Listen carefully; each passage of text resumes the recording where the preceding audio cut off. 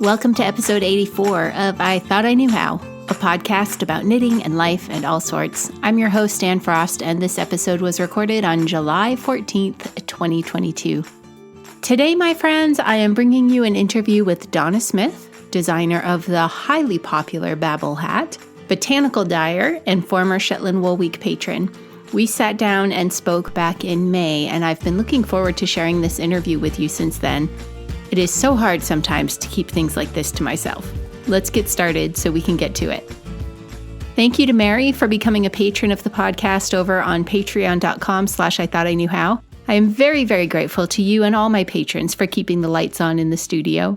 Patrons receive various benefits for supporting the show. Most notably is that they get first dibs on items that I sell, including spots in the Mac and Our Way Through Shetland tours. The tour registration for 2023 is going live this coming Thursday, the 21st of July, but patrons receive the registration link the day this episode went live. That's an extra 3 days they receive to book their trip. To learn more, visit patreon.com/I Thought I Knew How.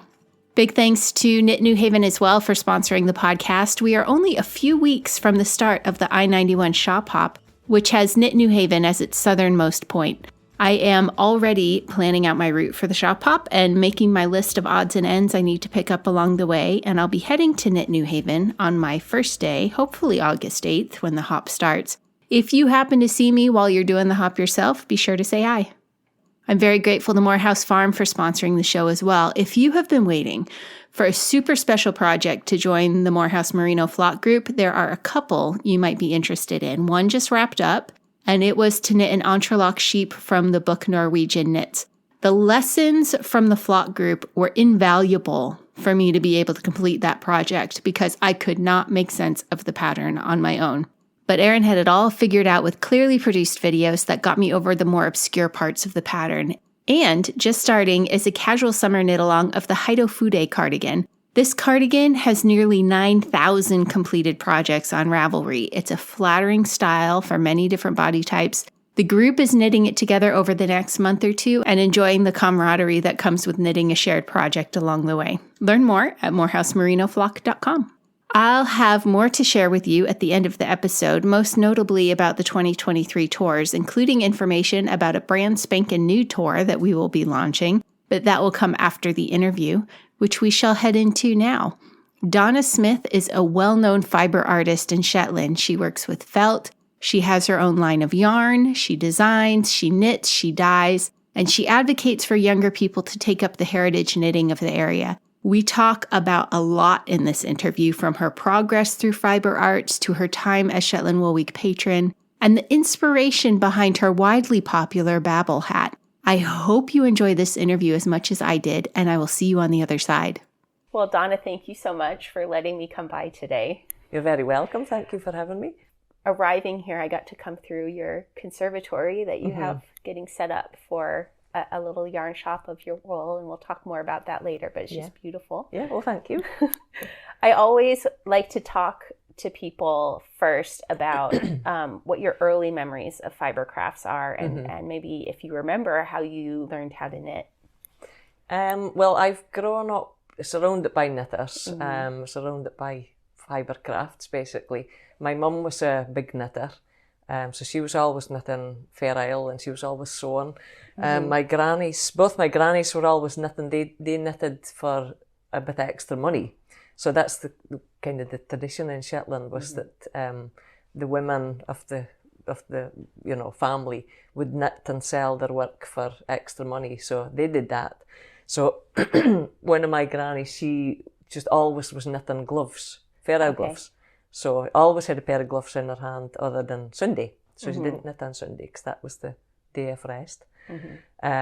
And well, really all my aunts and other female relations were always knitting as well. So it's been around. I think the first, I can't remember learning to knit, but I think the first thing I knitted probably was just something quite simple at my granny's.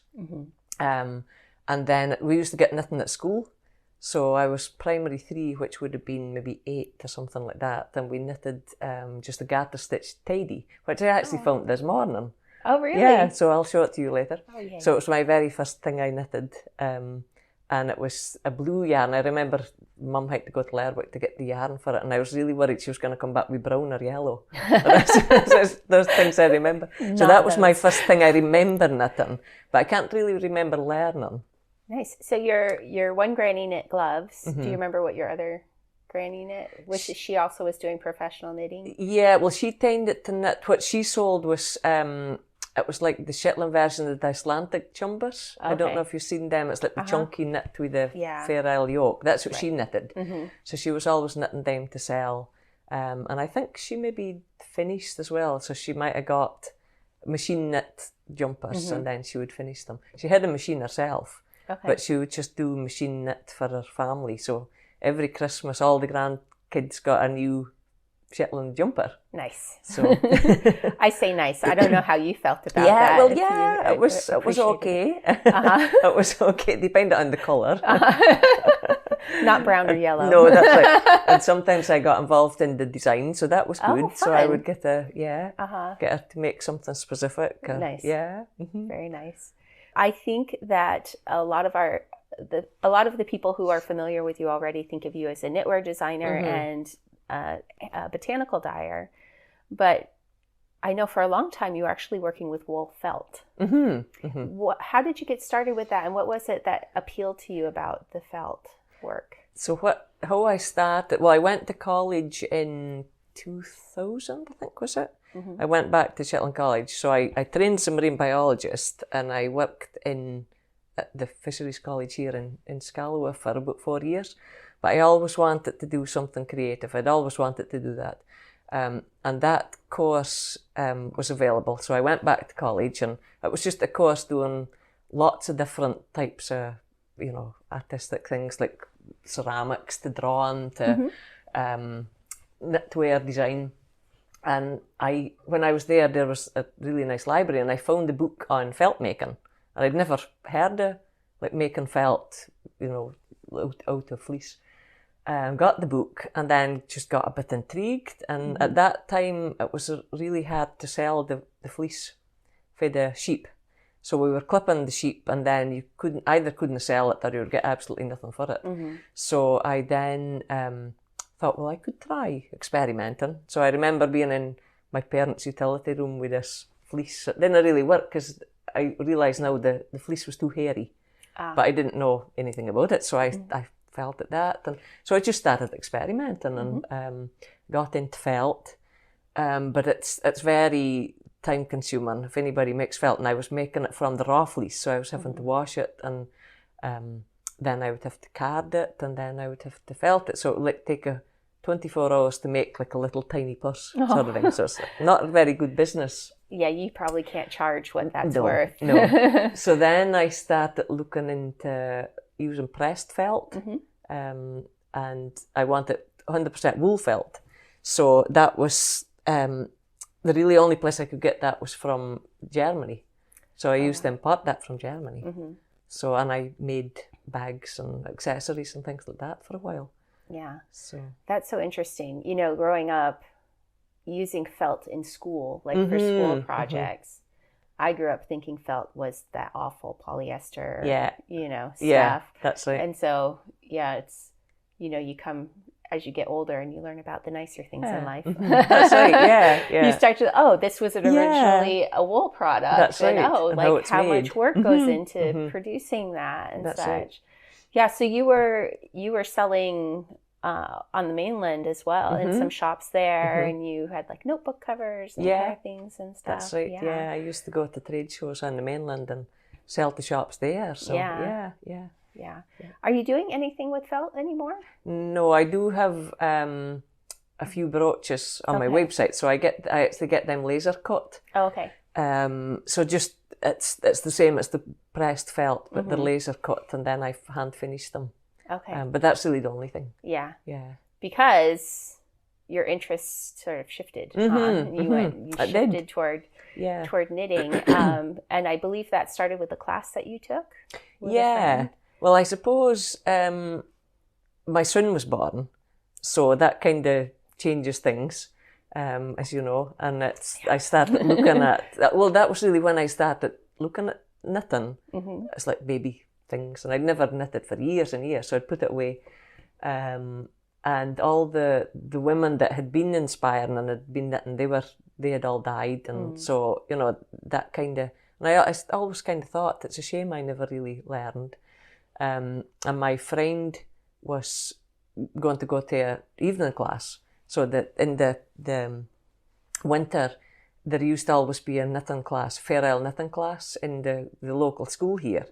And she was going to go, and I said, well, I had a new baby, so I don't know how that's going to go. So that was okay. So I didn't go, and she went and just absolutely loved it. So it was one of our friends that was teaching it. So it was really just the traditional way of making a Fair Isle jumper. So it's kind of like just showing you how to construct it, and really, well, that was kind of the whole class. And she just loved it and kept showing me what she was doing. I said, well, I'll have to do that next year. So the following year came, and I took up that class, and that was really it.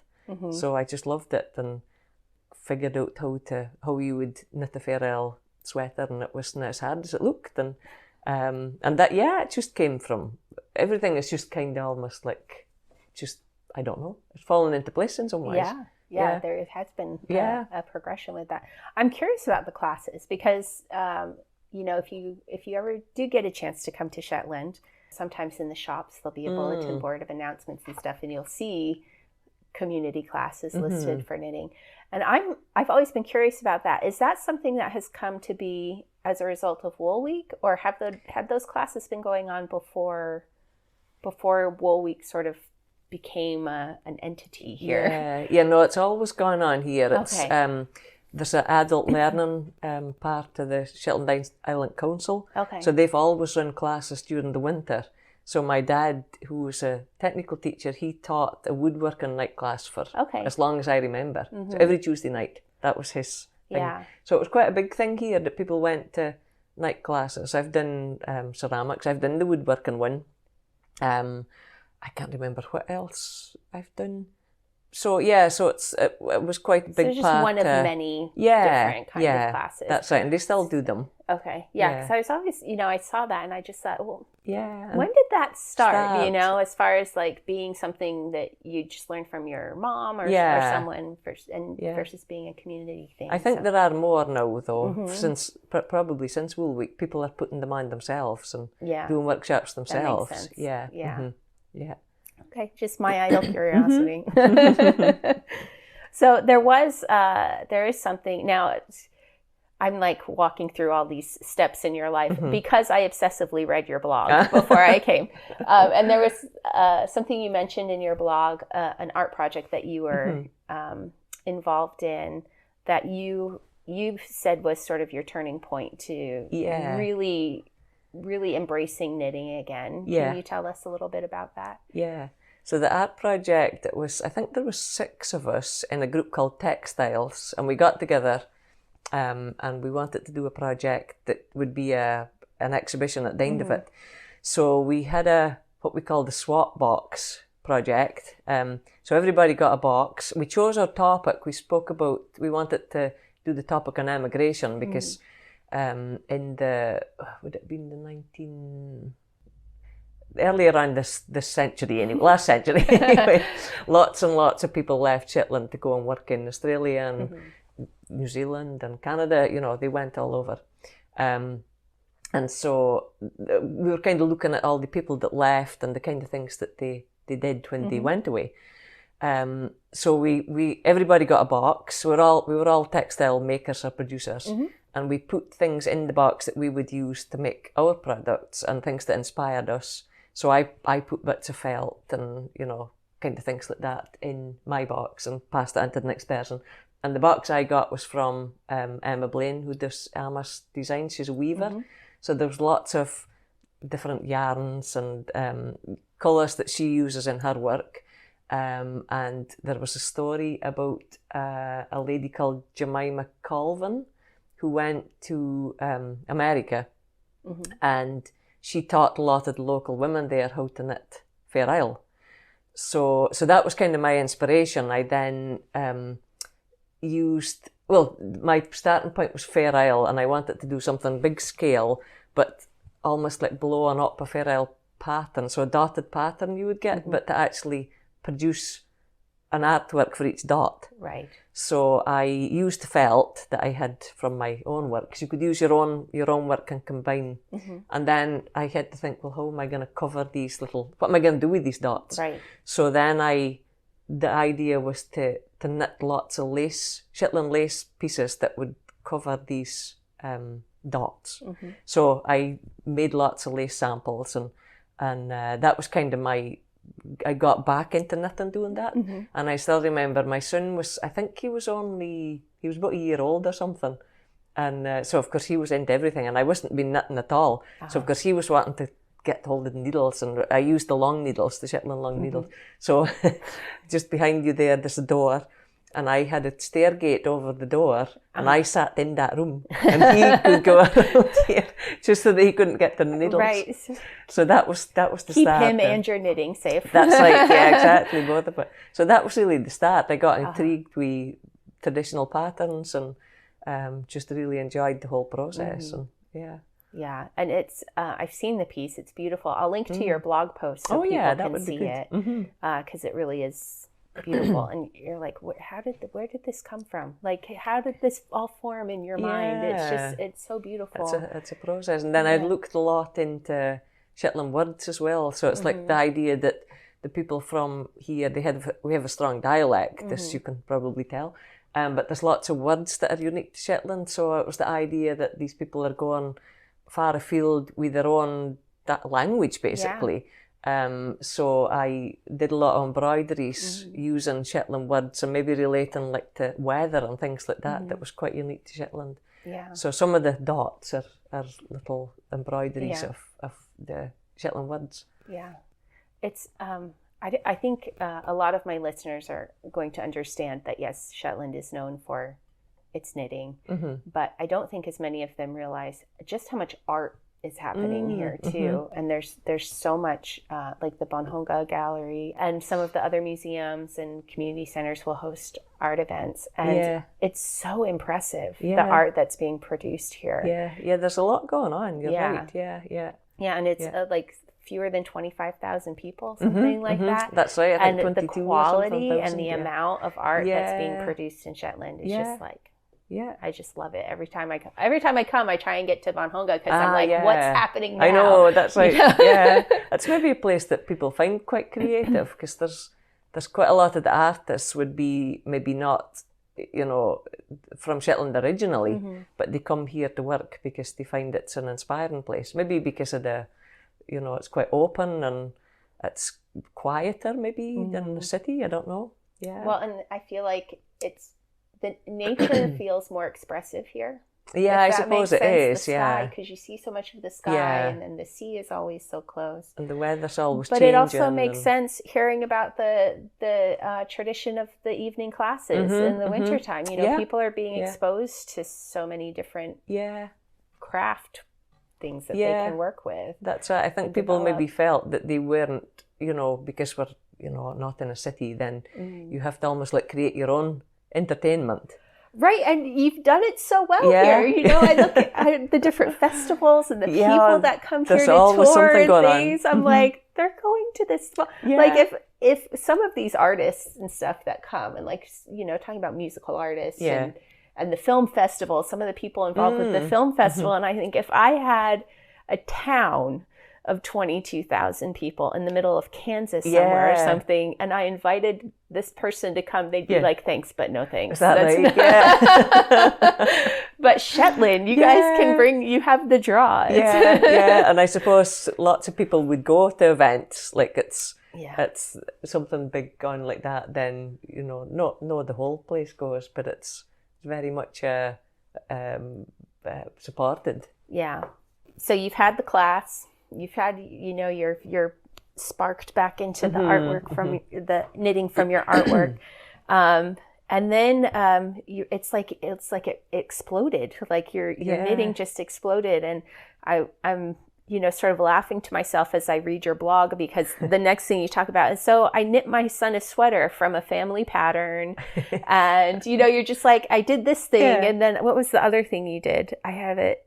Oh, and then you took on a pair of gloves that you're recreating a pair of your granny's gloves. Yeah. And I'm like, and she's just getting back into knitting, She's knitting from things that already exist, which to me, I think most knitters I know would be intimidated by that. Okay. Like, here's a sweater, now knit it. Yeah. And you're just on your blog, like, and then I knit this sweater from a family pattern. Were you intimidated by that at all, or did it just feel natural to use? I think it was just pretty natural, because really, at the end of the day, a sweater is just 3 tubes.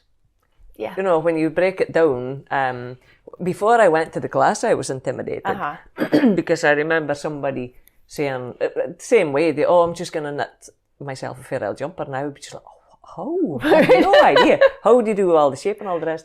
But once it's just broken down and explained, in traditional Shetland knitting, we kind of work by eye. I mean, there's lots of things you'd think about, but the pattern placement, things that, but a lot of it's to do with eye, and maybe you want your body to be, like, you divide it into 3 quarters. So the top quarter is your sleeves, and then you have your quarters, maybe your neck might be halfway up.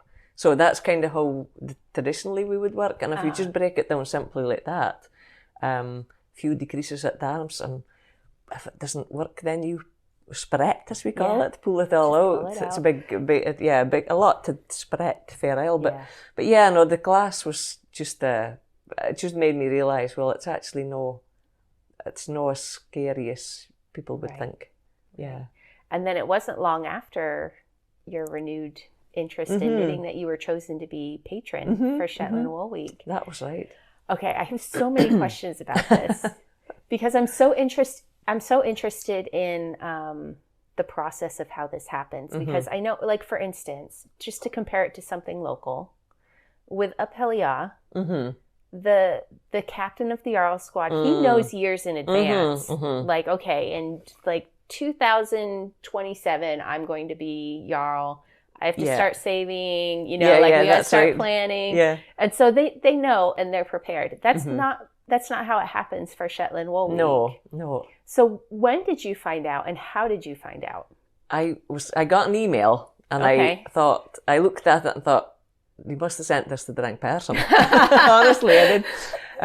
No, kind of what happened was, I had been, Misha Hay was involved with Wool Week at that time, and I had been speaking online and to her about how it was really important to make sure that we kept this traditional skills going.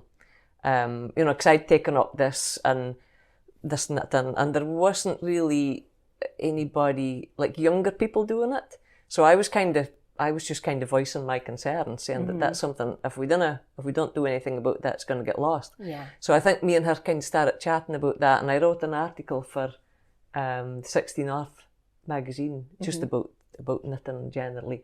And it just seemed to be, she must have thought, well, it's kind of at the right time. That's the kind of thing we need to be promoting. And they're looking for somebody to kind of promote the event and promote that. So that's kind of how it turned, just in the right place at the right time, I think. Yeah. So after you have the invitation, then what happens? Like, what are your responsibilities? What's my responsibilities? And what do you have to it was very, very scary. A big deal, because to me, I think I'd gone to Shetland Wool Week the year before, and I'd kind of sneaked in and thought, I'm not sure about this, and all these kind of important knitters. But anyway, was this the 3rd or 4th year or something like that? It was still very new. Year? It was very new, yeah. So it was kind of, I suppose it was finding its way, and it was getting bigger all the time. So I had gone the year before and spoken to a few people, and then so when I got the invitation, then it was just a case of kind of speaking to the organiser, and it's like, what do we do? So one of the main, the main thing was to help promote the event. That was kind of my main role, and then the hat. You're maybe going to speak about that anyway, but the hat became a it became a tradition the year before. Then Hazel Tyndall had been the patron, and she had designed the hat. But at that time, it wasn't like we'll do a hat every year. Right. So I had been thinking, well, I could do something. I might do a cowl because it's different to a hat. And I had had this idea, something to do with waves and weather. And this I had this in my head, I'll do that. And then it was just before Christmas, and the Christmas tree, the Christmas tree in Lerwick had been put up. So they get this big Christmas tree in the town centre. And Wool Week ran a competition for people to knit Christmas baubles to go on the tree. And you could pick up the bauble, and it was like, head size, 20 centimetre diameter or whatever. And so I thought, well, since I'm patron, I better do something. So anyway, so I started looking at it and thought, right, it's quite big. So if I get chunky yarn, then it'll knit up quite fast. So I'll get yarn weight. And then, so I was all these ideas in my head. Well, I could do your traditional reindeers or snowflakes, but no, I want to do something more Shetland, but no traditional. And I was sitting looking out the window, and I can, every window we look out, the sheep somewhere. Right. So I was looking out, and it was just the colours were the autumny colour, and there was sheep. I thought, I do something with sheep on it. So I knitted the bauble, and which went down really well. And then I think it was Misha that came and said, we really like this design. Could you make it into a hat? Oh, perfect. And I really thought, nobody's going to want to make that. Which is hilarious. I wouldn't wear it. But if you want, I can. So then I knitted this hat and wrote the pattern for the first time in my life. Didn't know. I'd read patterns, but didn't know how to write it. And it was all done quite fast as well, because it was just something we'd decided this would be a good idea. But then sometimes that's the best way things happen. Yeah. So it was a busy year. So and that, I guess, have 2 years in a row at that point for a Shetland Wool Week hat. That's the start of the tradition, right? Yeah, that was the start. That's right. Yeah. That's very interesting to hear that. Yeah. Part of the growth of the festival. The growth, But I laugh and I say that's hilarious, because I think of any of the Shetland Wool Week hats, that one has probably traveled the furthest. Probably, yeah. Recognition worldwide, or popularity, I would say popularity. Yeah. I was I first came to Shetland in 2018. First Wool Week was 2019, and before I came, I wanted to knit all of the Shetland Wool Week hats, the official ones.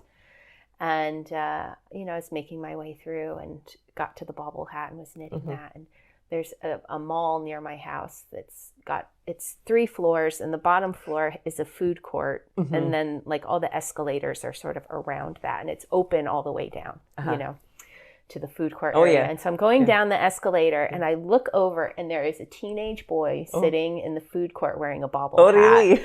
And I was like, what? That's so funny. And then after that, I see them everywhere I go. I'll see, as long as it's hat appropriate weather. It's not, I'm not seeing it in the Philippines in July. No, of course. But anywhere I go where it's wintertime and it's cool, I will see one. I was at Connecticut Sheep and Wool just a few weeks ago, and there was a woman there in a Baa-ble hat, and I was just like, it's Donna's pattern. It's literally everywhere. That's so funny.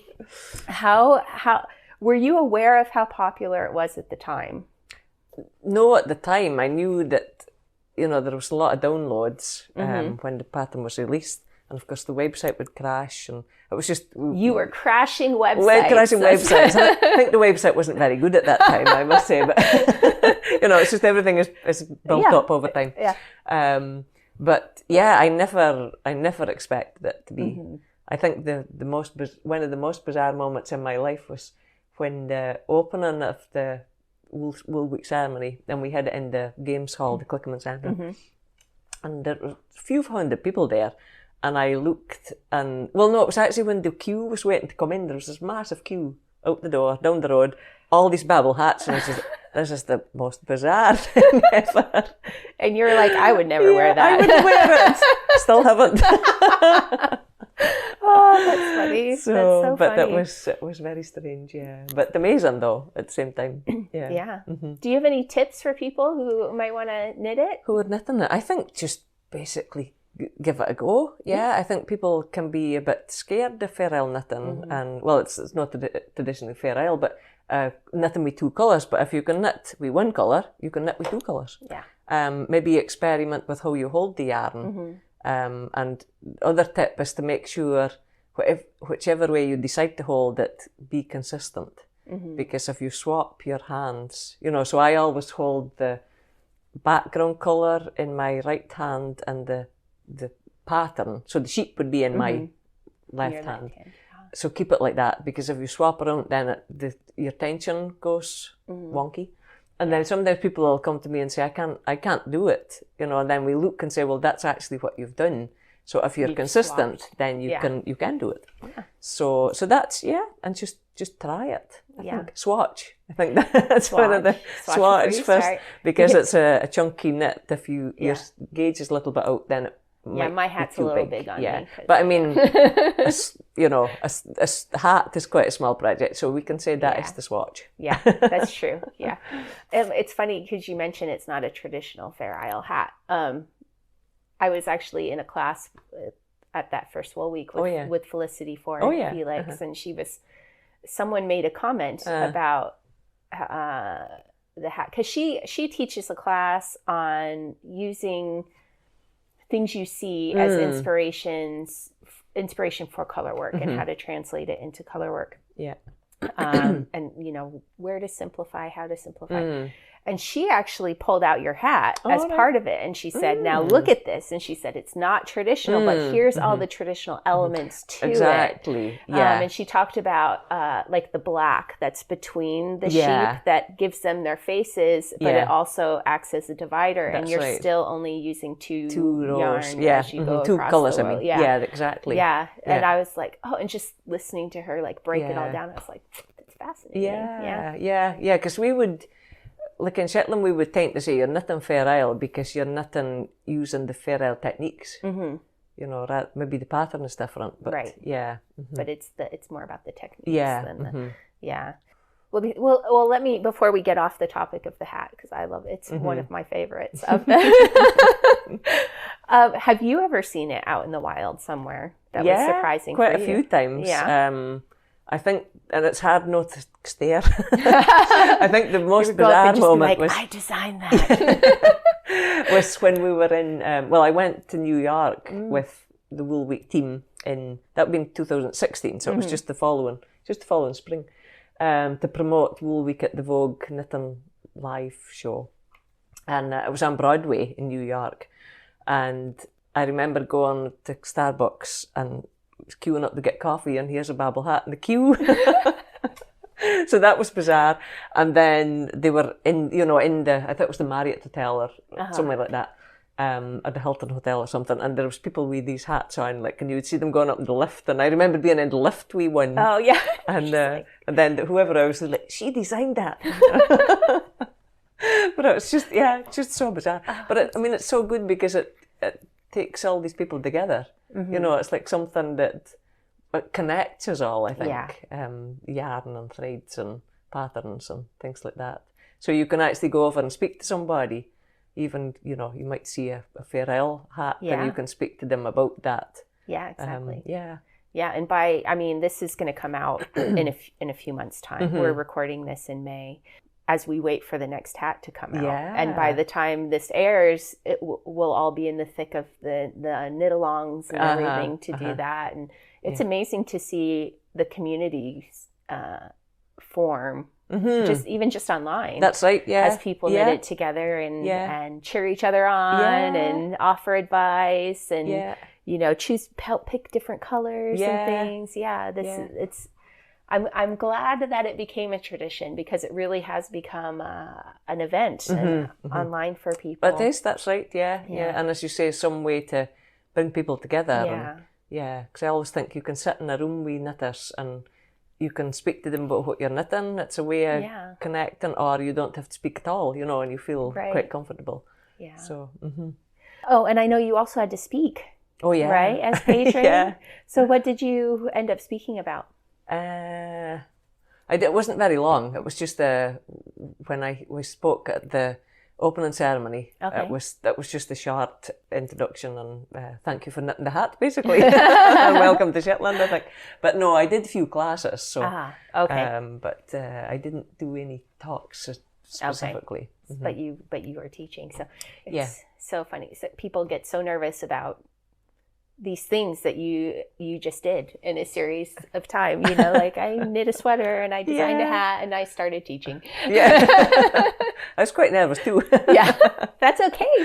But yeah. I mean, that's part of it. It's getting over the nerves. I know. And sometimes things just come up and you just go for it. Yeah. And look, I mean, if I'd look back, 20 years, 15 years ago, Mm-hmm. I mean, I was teaching before I became the patron. So Mm-hmm. part of my job before was teaching in college. Mm-hmm. So it wasn't too, foreign of a concept, but, Right. and I'm not qualified as a teacher, but I'd done courses on college teaching and things like that. So it wasn't too daunting. It's Right. still quite daunting, but but yeah, I mean, sometimes things come up and it just happens. And I think a lot of the things that's happened in my business really have just kind of happened, and you kind of just have to try it and go with it sometimes, go with the flow. Talking more about your business, you have your own yarn line. Was that something that you actively pursued, or was that an opportunity that came by? Well, again, just something that I had been working with felt, as we spoke about before, but I always felt a bit guilty about importing wool to Shetland. We're surrounded by it. Right. It's funny because after I did my college course, I actually deliberately stayed away from knitting, because a few of my friends they had businesses on, like they were knitwear businesses and things like that. So I had always kind of thought, well, that's quite an obvious route, and I didn't want to be in competition, so I'll stay away from knitting. Because hand knitting really then wasn't a big thing, there wasn't really an option. So so I'd always been a bit guilty about using the resources basically we have here, and we've got a flock of sheep on the craft here, and we were selling the fleece, so I thought, well, that's quite ironic. And it was actually we were in New York, and I was speaking to Misha, who was there with me, and we'd actually met somebody at the show who had their own yarn spun from their own sheep, and they had spun them so that you could tell which sheep the yarn came from. Oh, wow. So they had like the little name of the sheep, and so I was really intrigued by that and just thought what they were doing was amazing. And so that made me start thinking, well, I could maybe do something like that. So I remember saying to Misha, and I think we were actually walking down Broadway. It's just one of those bizarre things. So I wondered about producing my own yarn, and she was like, yeah, that sounds like a good idea. And I came back and just started to look into how I would actually go about that, and just decided to go for it. I mean, we've got quite a small fleece, a small flock, so it wasn't enough for a batch. So I spoke to neighbours and friends, and we tend to work together a lot anyway, and said, well, could I buy your fleece and we can try a batch? And they were like, yeah, that's fine. I was always a bit nervous because I thought they were going to say, I thought my dad was maybe going to say, what's ideas just come by, But we were like, yeah, that sounds a good idea. So again, it was just one of that things. I think I just thought, well, I'll just try it. Yeah. And it worked. You had the resources. Yeah. Now you had the knowledge. Yeah. Go for it. Yeah. So how long have you been? Well, first of all, tell us what it's called. It's called Langsoond. Langsoond. So Langsoond is the name of the strip of water that runs down at the bottom of the craft here. So it runs along the west side, the west side of the Trondra and the east side of Bora. So it's like a sound is a strip of water. Right. But with our accent, we say sound. And lang just means long. Right. So it's like long sound, but Langsoond is how we would say it. Yeah. So how long have you been producing it now? I think I did my first batch would that have been 2017, I think. Okay. So I worked from the years before, the clip before. So I think it was 2016 clip. So I did it in 2017. So you were pretty quick to move on that. Then. Yeah, well, I just That's really wonderful. the following year, just went right home and looked into it. And yeah, I just did it. Getting it done. I love it. Sometimes if I don't just do it, that never happens. Yeah, so. no, I understand that. What are some of the positive things that have come from getting this started, your Langsoond? Well, I suppose mainly in business terms, having a more sustainable business. When I was making the felt, it was because I was making everything, it was very hands-on. I was having a lot of shoulder problems.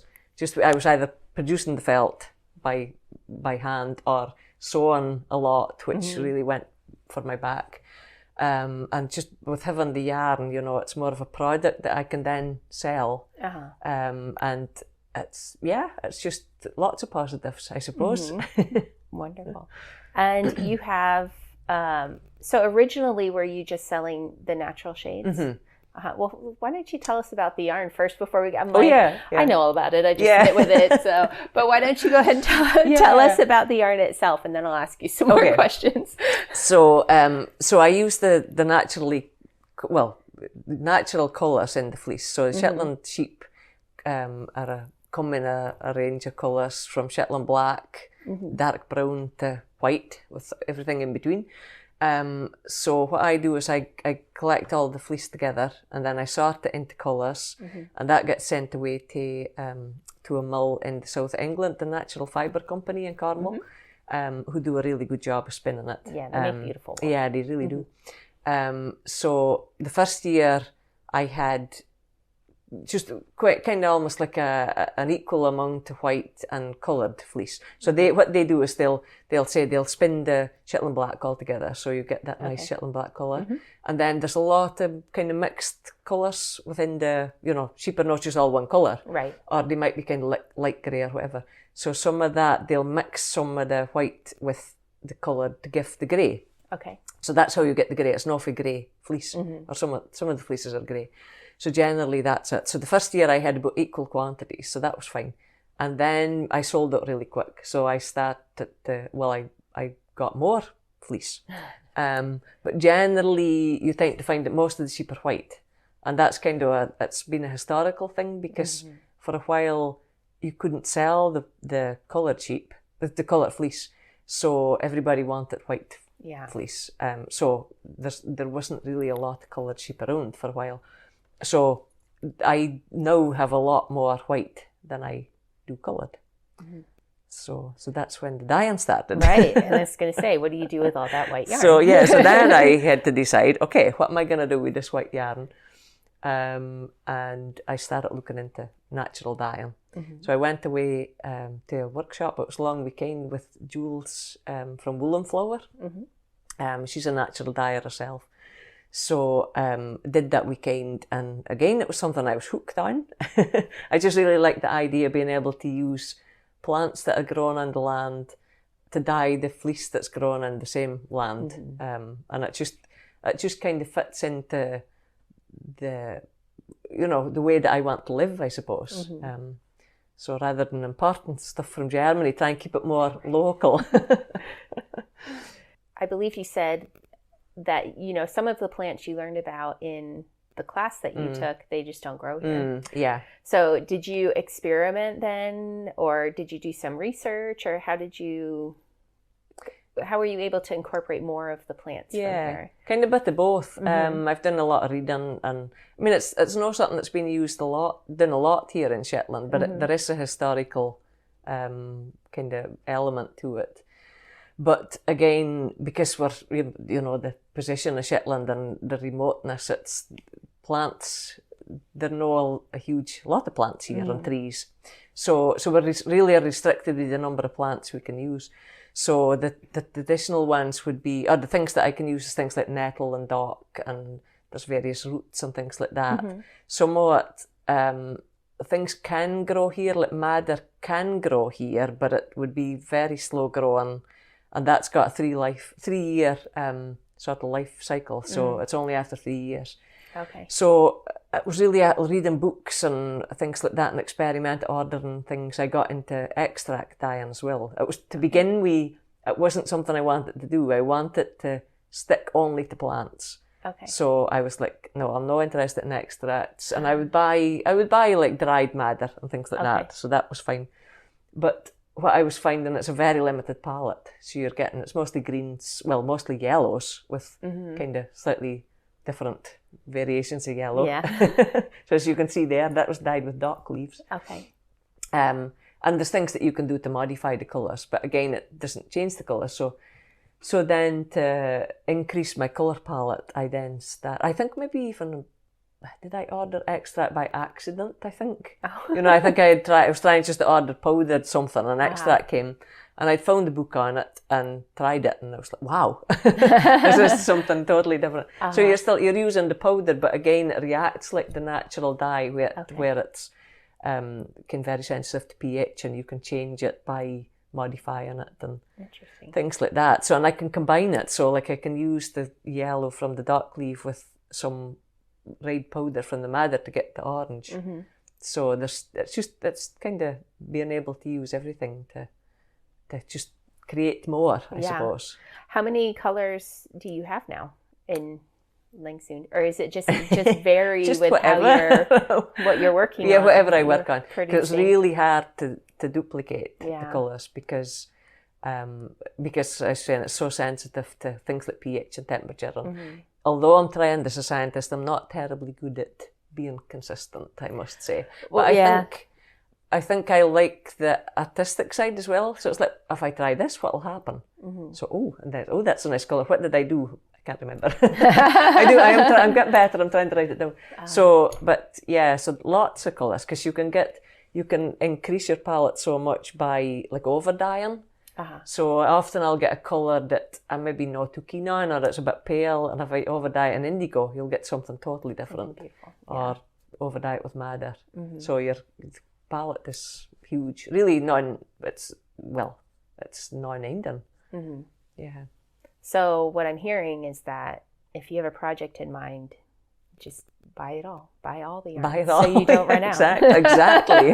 You may not get that color again. No. You just have to buy all of that color. That's right. I do tell people if they're wanting like a sweater size, make sure they buy it and get the same batch. Because I do sometimes recreate colours, but because they're never quite the same, then I do them in batches of 10 skeins at a time. Well, and being a mainly botanical dyer, the plants have some say in that too. You know, it can vary from year to year. So sometimes it doesn't matter how good your notes are. Yeah, and even the weather, you know. And I last year I got nettles from a few different places in Shetland, because I had friends that had lots of nettles, and that colours were slightly different depending on, and even though we would harvest it in the same month, it was slightly different because the soil would be different. That's very interesting. So it's very different, interesting. Yeah.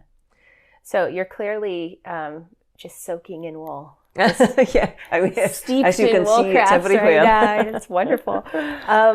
Is there anything that you have been wanting to try that you haven't experimented with or tried yet? I'm a bit scared to start. What's going to happen next? No, maybe not textile related. I would love to do more painting. That's one of the things I would like to do more. But that's not textile related. But maybe that's maybe good to do something not related. Yeah. I've got a couple of friends that spin, but I think I'm just not going to go there because I might want to do that. That is a danger. Yeah. It's much fluffier when it's not been spun yet, so it takes up even more room. I know, that's right. Yeah. So do you want to share what you have coming up? Do you have anything you can tell us about? Yeah, well, probably the biggest project is a book, and it's a pattern book. So using the yarns, using Langsoond Yarn, it's a book of patterns using Langsoond Yarn. It's at the final editing stage at the moment. Exciting. And the layout will hopefully be done in the next few weeks. So that's the plan. Okay. And then it will be produced after that. So maybe by the time this podcast comes out, it might be available. Yeah. So I mean, that's the biggest thing at the moment. But I'm always thinking about something, and I would like to use the land a bit more, speaking about doing things locally, whether I maybe look at building a workshop that people can visit. Although I have it set up here, it's no ideal. It's because it's not that big, and I could have a dye studio on the premises and people can come and visit. Don't know, it's ideas, but yeah. Some of those ideas we have to get our partners on board for, so that can be... Yeah, exactly, yeah. Honey, I want to expand on the house. How do you feel about that? And where can people find you if they want to make sure that they're up to date and know when the book's coming? Yeah. Well, the best thing to do probably would be to go on my website, which is just donnasmithdesigns.co.uk, and sign up to my newsletter. I don't send out a huge number of newsletters, but anytime there's anything like when the book comes out or a new pattern or yarn updates, because I tend to dye a batch and then, I have an shop update every 6 weeks or so.